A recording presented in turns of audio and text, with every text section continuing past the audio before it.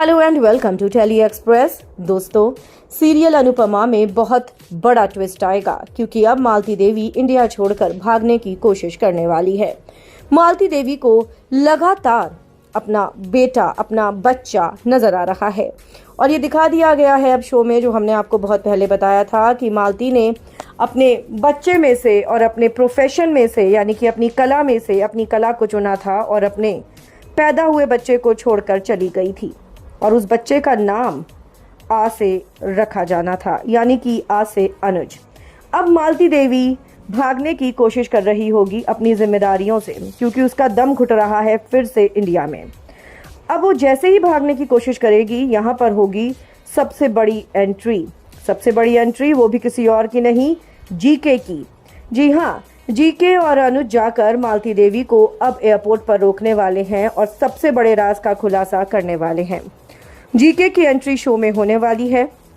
GK की entry से सबसे बड़ा राज खुलने वाला है।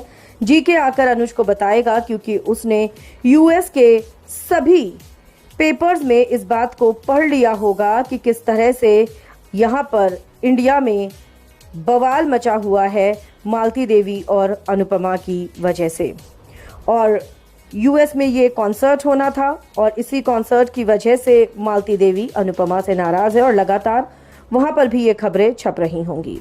अब ऐसे में जैसे ही आएगा जीके, वो अनुज को बताएगा कि तुम्हारी माँ है मालती, उसने तुम्हें जन्म दिया और जन्म देते ही वो चली गई और अपनी कला को उसने अपना लिया और वो नहीं जानती है अनुज कि तुम उसकी औलाद हो।